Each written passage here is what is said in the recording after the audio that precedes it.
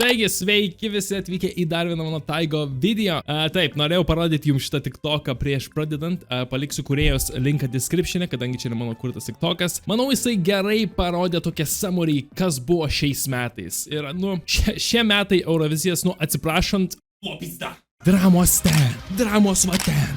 Kur tik pažiūri, ten vyksta dramos. Bet jeigu nekreitume dėmesio į visas tas dramas, kurios vyko šiais metais ir tiesiog sutelktume dėmesį į šių metų dainas, pipės, čia manau viena iš stipriausių Eurovizijų, kurias aš esu matęs. Be šitos esu matęs dar dvi, tai mano nuomonė gali būti neteisi. Vienas dalykas, kas mane labai sunervino šiais metais, yra galutiniai rezultatai. Yra šalių, kurios tikrai neturėjo patekti ir yra vietų, kurios tikrai yra durnos. Dabar prieš pradedant, aš noriu pasakyti, čia yra tik mano nuomonė. Jeigu jūs su manim nesutinkat, nepykit ant manęs, duris yra toj pusėj, galite išeiti. Tai aš atliksiu savo pareigą kaip Eurovizijos naujas fanas. Aš jums šiandieną pasakysiu, kas iš tikrųjų turėjo laimėti Euroviziją. Taip, Kipras, honestly, aš nežinau, kaip jis iš vis pateko į finalą ir kad jis buvo aukštoj vietoj. Man asmeniškai visiškai nepatiko daina, žiauriai nuobodi, nieko special, bland, duodu pliusą, žinai, kad jai yra 17 metų, tai jinai žiauriai talentinga, kad jinai sugebėjo iš viso į Euroviziją patekti, bet apart to, daina žiauriai nuobodi ir klasikinė pasirodymas nieko naujo neatnešė, tiesiog. Ne. Norvegija, honestly, kai aš išgirdau, kad jinai pateko į finalą, aš likau šokiruotas.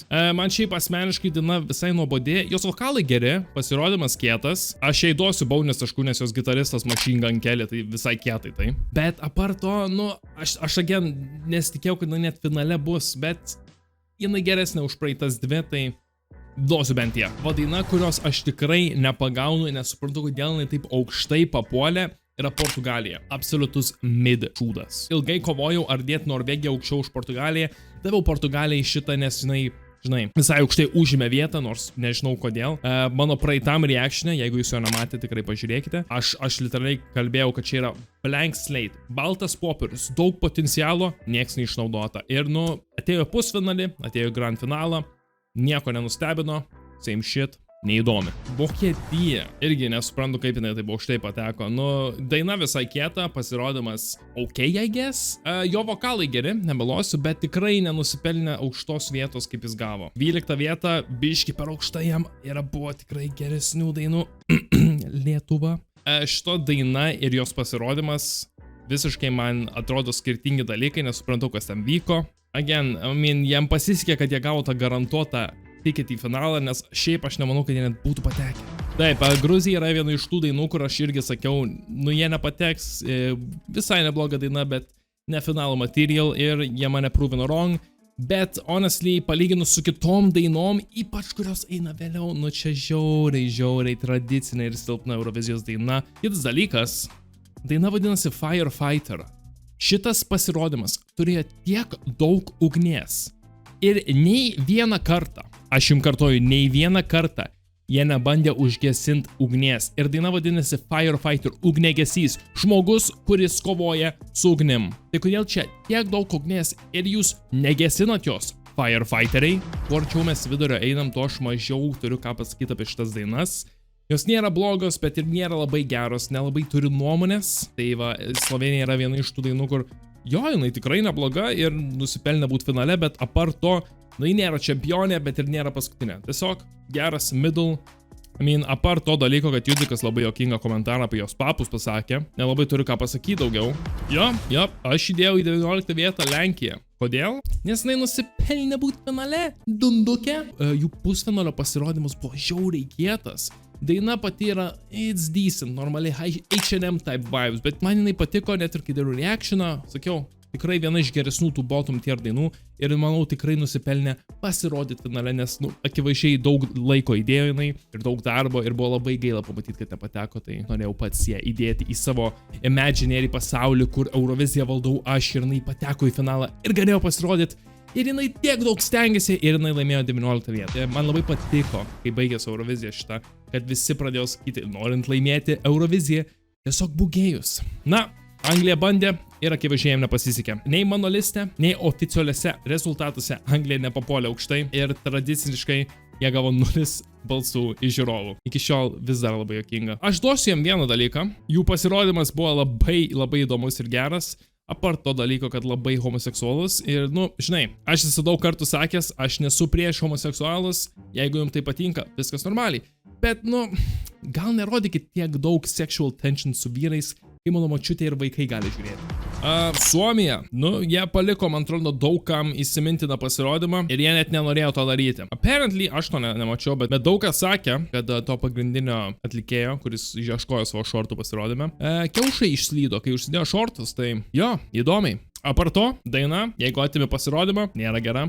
Pasirodymas šiaip žiauriai geras, geras storytelling. Kai pradžiai prasidėjo Eurovizija, žinai, visi išėjo su vėliavom, ten pristatė, mes galvom, kodėl jisai su šortais atėjo. Nes visa esmė dainos yra, kad jis ieško savo šortų. Mes galvom, kad labai keista buvo, kad jis atėjo su šortais ir tada vėl ateina pasirodymas ir jis nebeturi savo šortų. Bet tada mes pagalvojom giliau. Pala, tai jis turbūt atėjo, žinai, pristatyti su vėliava ir kažkas nupyzino jo šortus. Ir dėl to šita daina egzistuoja, nes jis ieško savo šortų ir mes galvom, kad tai genialu buvo. Tikrai, manau, jinai nusipelnė aukštesnės vietos vien dėl shock value pasirodymo. Galvau, mes atsikratėm jo, bet BB Gang vis tiek sugebėjo papulti į Euroviziją. Ne, bet šiaip Latvijos daina, jinai, manau, stipresnė už visas prieš tai, kurias aš išvardinau. Vien dėl to, nes žmogus šitas tikrai gerai dainuoja, bet apart to, nu, tipo biški neįdomus pasirodymas, nemelosiu. Man patiko net ir portalas, kurį jis turėjo pasirodymo metu. Aš manau, kad tai labai geras nice touch ir, žinai, jis turėjo savo deimantinius armonus visus, tai čia toks Minecraft vibas. Tai mes visi sakom, kad jūs, žinai, nesažiningai buvo išmestas iš Eurovizijos, kas yra faktas, bet nieks nekalba, kad Belgija got robbed. Čia buvo tas pusfinalis, kur Norvegija pateko, o Belgijoje ne. Ar jūs juokaujat? Man šitas pasirodymas ir daina buvo 100 kart geresnė nei Norvegijos. Vizualiai ir tiesiog energija, kurią jis skleidė, buvo nuostabi. Ir aš suprantu, kodėl tipo neįdėjo jo į finalą kinda. Jis ne taip skambėjo kaip videkė, aš nemelosiu. Kai pirmą kartą aš perklausiau jo music video, pradžioje man buvo nuobodi ir tada įsivažiavau į tą kulminaciją, į tą boom, kuris žiauriai gerai pradėjo skambėti. Energija buvo nuostabi, nušiurpas ėjo pro kūną. Ir aš žiauriai laukiau jo pasirodymo gyvai, nes norėjau pažiūrėti, ar jis taip skambės. Ir kai jis daėjo į kitos vietos, to nebuvo. Kaip ir galiu suprasti, kodėl jis nepateko į finalą, bet jis tikrai geriau pasirodė nei Norvegija ir daugelis praeitų šalių, kurias aš ką tik minėjau. Serbija yra iš vienų tų dainų, kuri, žinai, tradicinė, gera, lėta baladė. Nelabai ką turiu pakritikuoti. Jinai decent. Pasirodymas man patiko, jis buvo vizualiai gražus, jos balsas fantastiškas. Tai kodėl jinai nelaimėjo Eurovizijos? Jai tiesiog trūko užsidėti batus ir manau, jinai tikrai būtų laimėjus Euroviziją. Put those dogs away, Jesus Christ. Apart to, kad jinai suportina teroristinę šalį, pati daina visai nebloga. Labai patiko dainos pradžia, labai solidi, labai stipri. Gerą energiją neša, lyg kažkas bus awesome čia, kažką pašok, žinai, kieta bus. Ir tada atėjom prie priedainio, pradėjo angliškai dainuoti, tiesiog nebepatiko. Bet tada grįžome vėl prie verses, kuri ne vėl savo kalba dainuoja. Labai gražu, labai faina ir tada mes vėl prie priedainio grįžom. Ir tiesiog visas vibas man vėl dingo. Tai čia mano visas experiences su jo buvo toksai up and down, up and down. Pasirodymas yra jūsų tradicinis Eurovizijos pasirodymas, šokėjai, dainininkė, ta. Niekam nerūpi. Daina gera, bet jinai turėjo potencialo būti dar geresnė. Nu ir aišku, kitą kartą gal nesupporting teroristinės šalies. Ok, Švedija, nemelosiu, pirmą kartą girdėjau, kaina slypino ant jos. Nelabai galvau, kad jinai gera daina, bet kuo toliau pasiklausau, jinai tikrai visai faina. Low-key club bangerė. Pasirodymas, žiauriai gražus. Ne pirmą kartą sakau, kad kai žiūrėjau tos live performances, aš galvau, kad čia music video buvo, o ne live performance. Priedainis labai greitai gali įstrikti tau galvoj. Tai čia realiai pliusas jiem, nes žmonės tada prisimins ją. Kad jie čia hakina kažką, nelabai supratau, bet, atrodė kietai. All around, solidi daina.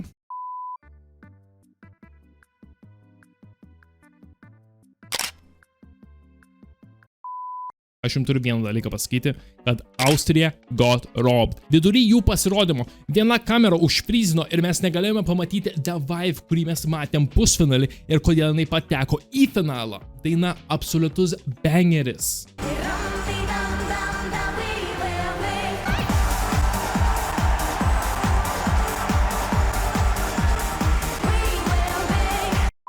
Aš nežinau, kaip žmonėm gali nepatikti šitą dainą, nu, absolutely amazing. Pasirodymas, daug energijos, daug šokių, žiauriai gerai atrodo.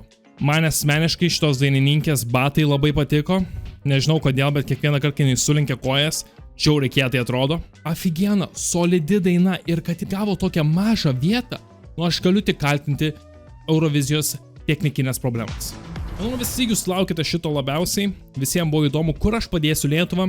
Ponios ir ponai, jinai nusipelnė 10 vietos. Visų pirma, Baltijos šalis. What the fuck? Kur jūsų vienybė? Visų pirma, aš mačiau TikToką, kur mūsų 3 Baltijos šalių atlikėjai susikabinę kartu rankomis su savo vėliavom ir daina groja Baltijos keliai. Ir atėjo balsavimo metas. Atėjo Lietuvos, Estijos ir Latvijos atstovai, nieks nedavė viens kitam taškų. Plus Latvija ir Lietuva Izraeliui davė. Čia tiesiog, aš net nenoriu apie tai kalbėti, nes tai yra fuck. Mūsų vienybė sudužo. Mes akivaizdžiai dabar esam priešai. Apart to, Sylvester Belt fucking kilino. Amazing performances. Tikrai nenusipelnė 14 vietos. Tiesiog, kad iš tų žiūri beveik negavo jokių taškų, yra tiesiog šlikštu. Daug europiečių, ne tik lietuvių, mėgo Sylvester Belt ir jo dainą ir jis tikrai nusipelnė būti top 10. Aš negalėjau patikėti, kad mes 14 laimėjom. Pasirodymas tikrai level upino nuo to, kai jis darė tos pasirodymus ten Lietuvoje, kai dar atrankos buvo. Pačių visuals nebuvo per daugiausia, bet ten, kur buvo, tikrai buvo geriau nei kai Lietuvoje jis darė viską. Ir atrodė, žinokit, keli momentai, kur net būtų vis kažkoks wallpaperis gražus, nu, žiauriai fainai. Jis gal nelaimėjo šitos vietos, kurios aš norėjau, kad jis laimėtų, bet jis tikrai gerai pasirodė ir jis, manau, tikrai turėtų būti proud of this. Molodėt, seni. Au, neklausyk tų homofobų, kurie tavęs nemėgsta. Tu kietas ir tu nusipelnėjai būti Eurovizijoje.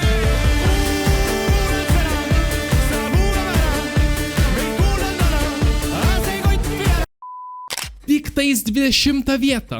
Jokių balsų iš žiūri. One of the best dainų šiais metais. Viena iš tų dainų, kur gali pasakyti, jo, va čia tai Eurovizija daina. Ir tik 20 vietą.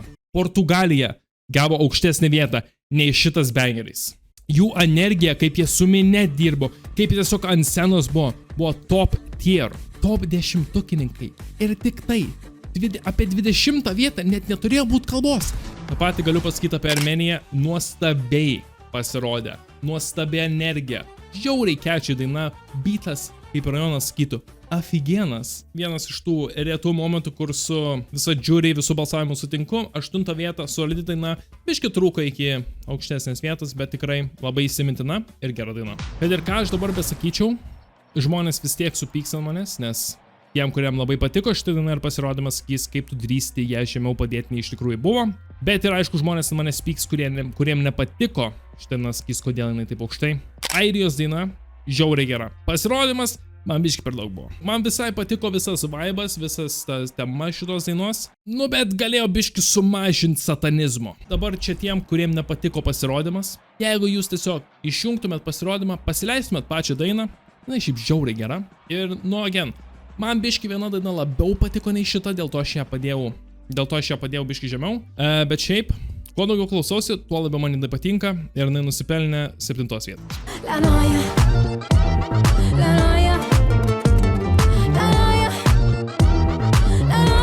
Taip, aš tiesiog pakeičiau Airijos ir Italijos vietas. Man asmeniškai šitą dainą tikrai labiau patiko. Plus, nėra satanizmo. Taip daug su savim kovojau, kad nepadėčiau Italiją į pirmą vietą, nes čia mano buvo favoritė. Ir man patiko, kad jie toliau keepino tą simplistic pasirodymą, nieko labai daug neįdėjo, nes daina antiek good, kad to pasirodymo belenkokio, nu tiesiog nereikia. Aišku, kai kurios dainos biški pasistengė labiau, įdėjo daugiau pasirodymą su gera daina ir gavus biški geriau. Dėl to aš negalėjau jos padėti į pirmą vietą, nes kuo daugiau aš klausiausi visų dainų, nu aš supratau, kad ant kiek man patinka Italija, jinai nėra numeris 1.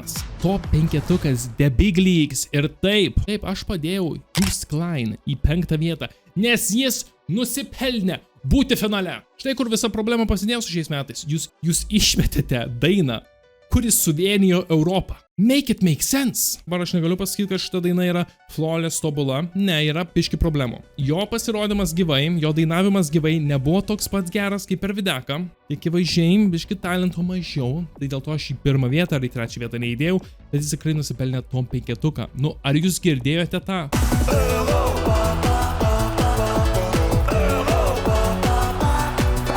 Kiekvieną kartą aš tą išgirsiu, nu, šiurpuliai eina pro kūną, nu, žiauriai faina daina, žiauriai, nu, Eurovizinė daina. Ir aš net leisiu jam, kad jie išmetė ją į tiesiog iš Eurovizijos. Baisu. Prašau, nemuškit manęs. Nu, leiskit man pasiaiškinti. Taip, šita daina yra labai gera. Visa minė su jais dainavo. Taip, labai catchy daina. Bet apart to, visos likusios dainos turi muzikinio talento. Šita daina gauna iš minios tiek daug, wow, taip pat kaip Europapa gauna. Iš yra tokia rockinė festivalinė daina, kurie dainuoja ir mikrofonai iškiša, kad už jos parėkų. Tai aišku, tai gaus daug hypo. Likusios visos 3 dainos yra talentingi dainininkai, kurie visą sceną, visus žmonės suviliojo su jų talentu dainuoti. Jie žiauriai gerai dainavo, žiauriai gerą energiją atnešė Euroviziją ir žiauriai catchy daina. Aš nenoriu nuvertinti Kroatijos, nes jie labai gerai pasirodė. Ir man žiauriai patinka Baby Lasagna kaip žmogus, nes jis žiauriai kietas. Man asmeniškai likusios 3 šiek tiek buvo stipresnis. Ukraina consistently jau 3 metus iš eilės į Euroviziją atneša bangerį po bangerio. Šie metai absoliučiai nuostabus buvo jiem. Žiauriai gera daina. Ir ne tik, kad daina šiurpus sukelia, labai gerai padainuota. Pats pasirodymas yra toksai kraupiai gražus, nu tiesiog negali atitraukti akių. Aš norėjau, kad šita daina laimėtų. Aš norėjau asmeniškai ją realiai padėti į numeris 1, čia jau kai supratau, kad Italija nėra pati geriausia. Jeigu nebūtų tos repo dalies, šitą dainą turėjau laimėti. Nereikėjo tos repo dalies. Absoliučiai visą flow ir energiją dainos man sugadina. Aš nesuprasiu, kai ją parodė ant ekrano, visa kamera pradėjo shakinti. Tipo, man tai jokinga, bet that's kinda fat phobic. Man šitą labai skaudu pasakyti. Aš nesitikėjau, kad gyvenime kažkada tai sakysiu iš viso, kad apie tai kalbėsiu, bet Prancūzija cooked. Šių metų Prancūzijos pasirodymas buvo top tier. Štai ką aš kalbu apie talentą. Šitas atlikėjas ne vieną, bet 2 kartus sugebėjo visą auditoriją žmonių, visus žiūrinčius rizapint. Tai yra talentas. Visų antra, jo vokalai yra nuostabus. Ir jis atsitraukęs nuo mikrofono toliau kaip be problemų nuostabiai sudainavo. Daina graži, pasirodymas paprastas, bet kaip ir Italija, tai yra labai gera daina, nereikia gero ir kažkokio insane pasirodymo. Airija. Ir aš norėčiau asmeniškai atsiprašyti Prancūzijas ir šito atlikėjo. Norėčiau atsiprašyti Mon Amour, kada kai pirmą kartą reaktinau į visas Eurovizijos dainas, aš tavo pasirodymą pramegojau. Tu tiesiog tada neatrodė labai įdomus, bet čia buvo fire. Žinai, aš galvojau, labai ilgai galvojau, ar buvo kažkuri daina, kur nusipelnė laimėti šiais metais, nu ir nemeluosiu, Šveicarija cooked, žiauriai gera daina buvo. Sugebėt suktis taip ant rato ir toliau performint be problemų, killer vokalus turėti, kai tu judiva taip šokinėjai ten viską, ką jis darė, ir toliau be problemų tiesiog dainuot, nu tai talentas. Jo balsas nuostabus, jo daina žiauriai catchy, repo dalis buvo gera ir negadino dainos. Ukraina, pasimokykit, aš tikrai galiu pasakyti, jie nusipelnė laimėti šiais metais. Manau, žmonės nebūtų tokie piktenio, jeigu jis tiesiog būtų atėjęs su kelniam. He broke the code, he broke the trophy. Ir jis laimėjo Euroviziją. Ir aš galiu pasakyti tiesiog tiek, kad jis tikrai nusipelnė, daina buvo žiauriai gera, tai šito aš dalyko tiesiog nepakeisiu. Ponios ir ponai, toks mano listas, čia yra mano sukurtas listas, čia yra oficialus. Galite sustabdyti, pasižiūrėti, ar jūs sutinkate su jo, parašykite komentaruose. Ir aš noriu pasakyti tiesiog tiek, kad ačiū, kad visi žiūrėjote, su jumis aš buvau jūsų mėgstamiausias muzikos kritikas Taigo ir iki kito karto.